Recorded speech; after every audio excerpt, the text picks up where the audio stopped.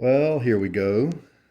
Hey guys, this is a video I've been wanting to do for a while. I've got an etcher and I'm going to use it on my Nacet because you can barely see the three identifying marks that I put on the blade so long ago. Right now it's got 380 uses on it, and just to because I'm getting into the area where people don't really believe, and so I'd like to give them a little bit of something to hold on to, and not let alone I do show this side of the razor at every video to authenticate it, and so I believe I've got pretty good evidence. If somebody still doesn't believe me, then that's okay. That's on them, and that's fine. It's not really all that important in the grand scheme of things, right? But I wanted to etch it so that I didn't have to worry about these little Sharpie marks disappearing. And I've been talking about that on my channel. It's hard to see and do this. Right here, 1, 2, and 3, I made some, got a little magnetism with this knife that I'm using. Maybe that's a bad pointer. But there were 3 Sharpie dots right there where I was just pointing. In fact, in the very, very, very beginning, over here on this side, there was an X. And then the top part of the X, I believe, wore away. And so then you could just see the bottom part of the X. And then as I saw that was wearing away, that's when I moved over and I put the 3 dots over in this area. And there was a period of transition where you could see the bottom of the X over here and the 3 dots. So I believe I've kind of maintained some credibility there, some validity, authenticity. That's the word I'm looking for. And so now we can see the 3 dots that I've always shown on the videos, or you can see kind of the remnants of them. You know what happened? Maybe within 10 shaves ago, I used it on a Sterling stainless steel double-edged razor, the new one that's come out recently in the last year, and it contacted the blade. These dots were fairly visible before I put that blade in that razor, and it must have contacted and rubbed and stuff. And so I saw, wow, I better step it up, get an etcher, make some kind of mark that's not gonna be rubbed away. And now the good news is, another mark of authenticity is the curve of the blade down here. That's where it got bent. And also you can probably see a little ridge starting right here. It's a little bend. And that's been with me since, I think, use number 225. You can see that bend very clearly. And that's not the bend because of the razor's bevel. The edge of the, see that, this side over here does not have that bend. It got injured during a drop, and because the blade was still attached to the top cap when it hit the ground. And so a lot of that top cap weight was applied to the corner there. Now I did, it is bowed up. If I flip it over, let me see if I can show you that. You can see how it's, I think it's bowed up. Which way is it? Maybe it's bowed down. Yeah, it's bowed up. And so it does create a slightly more aggressive shave when I use that side of the blade, but I didn't, and because I did straighten it out just a little bit, it was even more bent than you see there. I did attempt to straighten it out a little bit, but these guys are so fragile that I did not want to go any further than what you see here. And it's comfortable enough, and so I march on with it. Now's a good time for you to notice how relatively clean. This is the side that faces the top cap. As of now, I have not rotated this blade. I've always used it with this side here facing the top cap of the razor. And then what you're seeing right now is the bottom underneath. That goes toward the base plate. This is the side that goes toward the base plate. And so this is the side that will start to accumulate little marks from the open comb razors and that sort of thing. but they will gradually get worn away as I use. Oh yeah, you can see a few dashes. I did use it with some open combs for quite some time. Right along here you can see some little marks. But anyway, let's get on with it. We'll go into some more detailed video of the blade toward the end. But let's put this aside for now. We'll also give you some better pictures of my little envelope that I started out with that has 300 dots on it.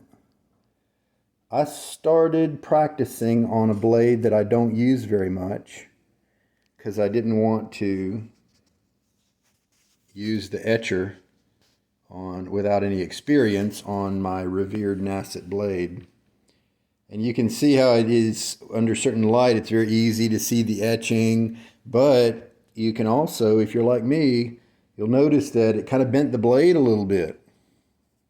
The blade definitely has a curve to it because of the indentations from the etcher. I had to turn the etcher up. I turned the etcher up and I made this N1 down here. As you can see, it's kind of a rough writing. It's not super artsy. Then I used a much lighter pressure to do this O character up here, but it still was made quite an indentation. And it bent the blade. Now, with this kind of even bend, I'm going to bet that whatever razor I put this blade in, it would probably flatten it all out. And so it wasn't as concerning as you might think. But I wanted to see what would happen if I turned the strength down on the etcher. So then I tried it on this second blade, and I tried just the number 1 right there. And from a certain angle, it does have some reflectivity, and so some angles you can't barely see anything, but then others it's quite noticeable. And this method with such light pressure did not seem to bend the blade very, very much at all. Pretty straight. This also taught me something, that when you're using a reciprocating etcher like this one, this tip doesn't rotate. It goes back and forth like that, very rapidly. And so I need to keep it as vertical as possible, and then that is what makes it easier to control. If I come at it with a tilt, like I'm using like a regular pencil, then it wants to push itself away. So I'll have to stay pretty perpendicular and I can have better control. And so I think I'm going to put a 1 or something like that, because this Nacet blade is a marathon blade that I started with in terms of my marathoning. It's the number 1 blade that I began using. And so I'm going to move it a little bit away. And so I'll be etching where I put that X in the very beginning. And so it'll be to the side of those 3 Sharpie dots right there. And so now, hey, here's some fair warning. This is a loud tool. And you may want to get ready to either pause the video so that you can adjust your volume, or get ready to turn your volume way down while I have the etcher on. It could be very disconcerting. It could, depending on your speaker setup, there could be some harm done to your system or whatever. Maybe nothing, but I just wanted to warn you. I'm going to move the light over so that it's not in my way as I want to look at my work here. So we're going to do a number 1. All right. Get ready with your volume control, and you can go ahead and turn it down or mute it now.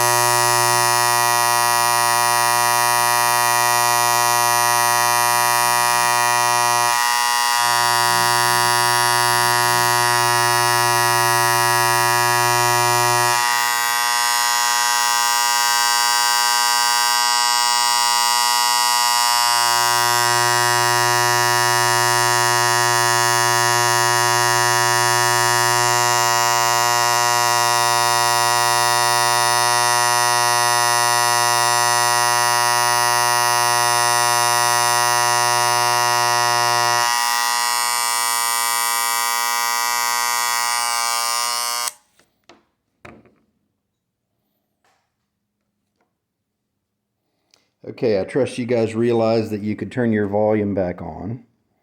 And let's take a look at how everything went. First of all, I'm happy that we didn't bend the blade further, so that's good. And then, let me get my light into a place that's going to help you guys out, I think, the most.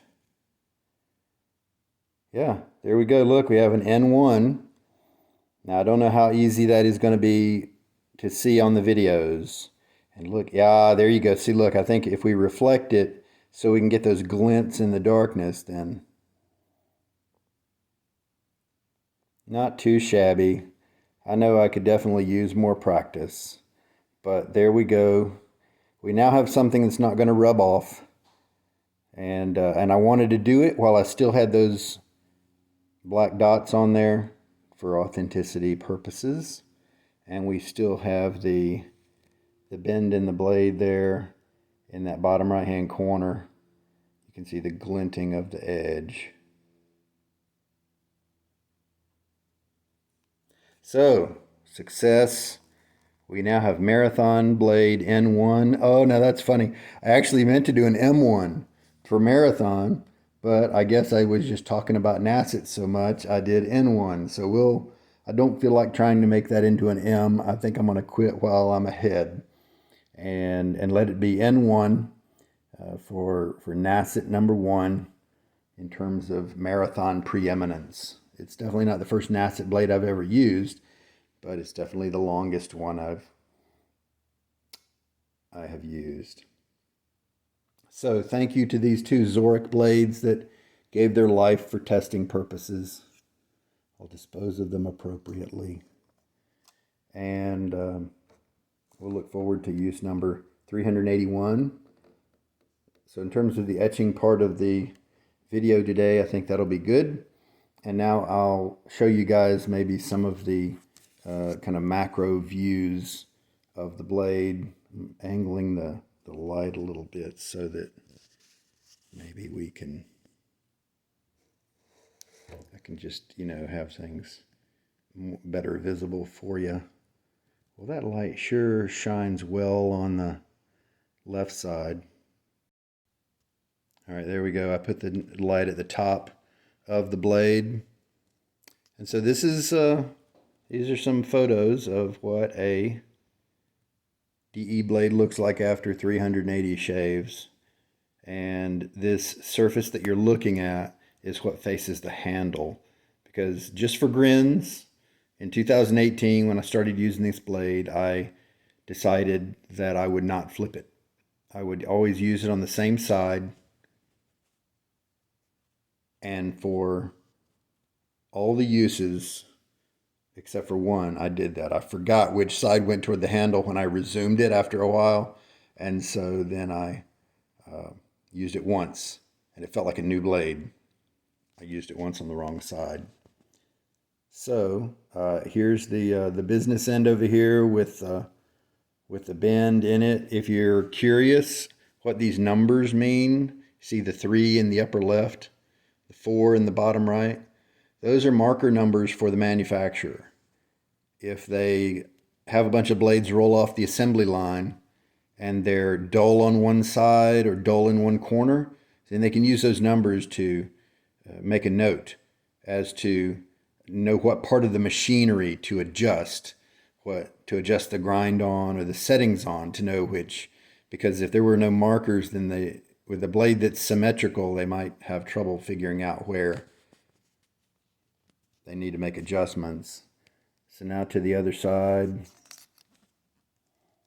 I always handle any blade that I'm on a marathon. I handle it carefully because those edges are fragile. Although after 380 uses, maybe they're not as fragile as I'm thinking. So this is the part that faces the top cap, and you can see it's a lot cleaner. I do dry my blade after every use. Pat it dry, no wiping. You can see the 1 there. And so the 2 is down on the right. And there's the little bend down there. Thank goodness for the macro feature of my phone here to take decent close-up video. All right, now let's, how long do we need to look at a blade for, right? Let's look at the little envelope that I used. I don't really use it anymore because it seems like it's going to fall apart. Let me unfold the flaps.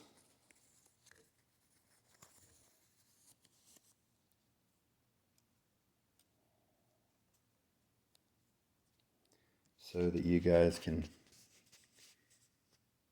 see it.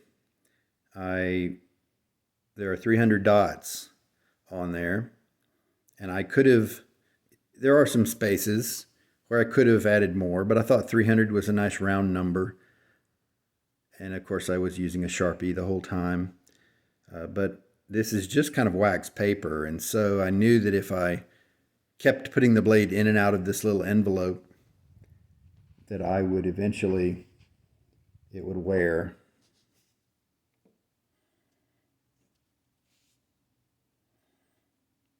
And so there are the 300 dots and the initial X.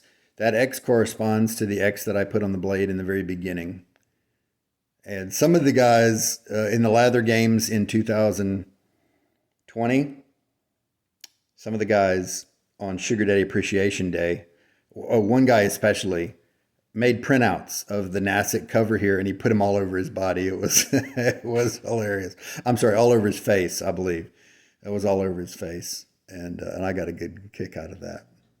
So that's the paper, and on the inside of the paper, there's nothing.